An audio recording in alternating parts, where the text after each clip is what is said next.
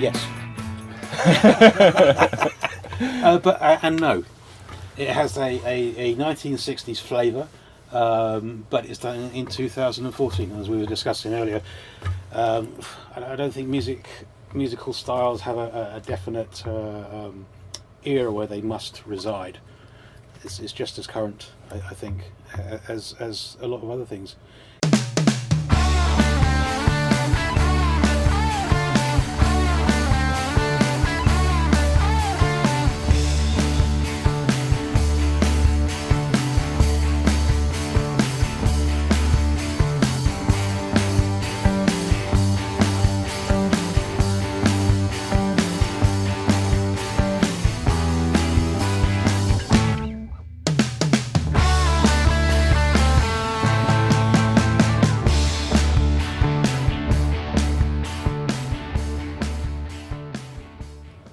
The mixes, I think, are very complicated now, overcomplicated perhaps, overproduced. You know, whereas in the 60s, you had a drummer, a bassist, and a guitarist. One of the guys sang. It's like, how more complicated does it need to be? But where you just put a few microphones up, record them playing in a room, and you have that vibe and that feel. And now I think with modern equipment it gives people far too many choices. Maybe that's a good thing, maybe that's a bad, but they seem to just chuck everything, including the kitchen sink, at the mix and then make it inhumanly loud by just dastardly means of compression and limiting.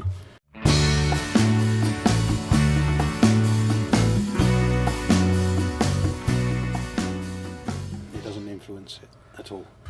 I approach, when I'm mastering, I approach music as a non-subjective entity. So I'm not really interested in the musicality. I have to listen to the noise that the music makes. Okay. So I kind of treat it as noise. And the noise comes out the speakers, and in my head, the noise has to have a certain shape and a certain feeling, and shapes and colours. And by standing like that, it has to feel a certain way on my face, or it's wrong. Yeah.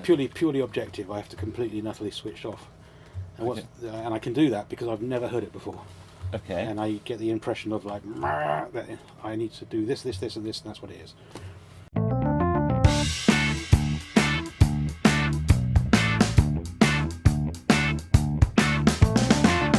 No, it was remarkably easy. The mixes were really well done. Everything was in its right place, and you saw how much the EQ we didn't use. It wasn't a case of having to fix anything. There was nothing broken. They were good, and we just added a little bit of top and a little bit of bottom and made them louder. I am a great believer that all formats suit every project. And that's only because it gives you a variation of places and means of listening to music. If you want to listen to a record, you buy an LP, sit down on the sofa, a nice cup of coffee, and enjoy it. But if you want to go to the gym, you can't take a record to the gym, so you then have MP3s on your iPhone or CDs for convenient listening. You have a CD player in the kitchen or something like that. So the more formats there are, the more opportunity there is to listen to the music that you like.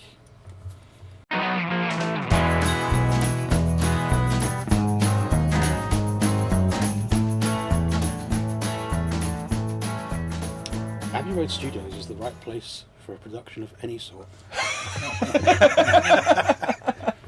Abbey Road Studios is the right studios.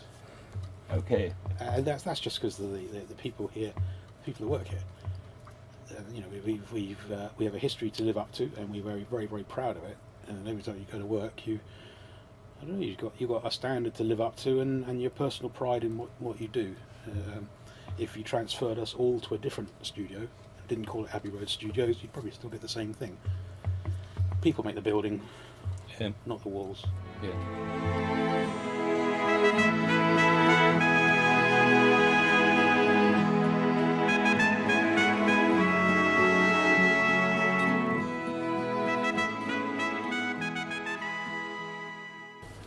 I like it. I like that. Honestly, Thank you. you know, this is like I get to hear so much different music, old music and new music. Like, it's nice when you put something on, you think, like, oh, actually, that's really well put together. Do you know, that really sounds great. I'm enjoying listening to this, and my toes start tapping.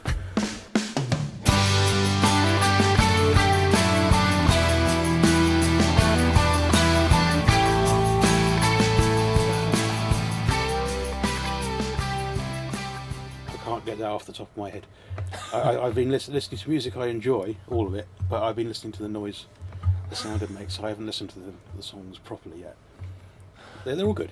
They all have. It's like the Beatles. You listen to their entire catalogue, and they change drastically over the 8 or 9 years they were going.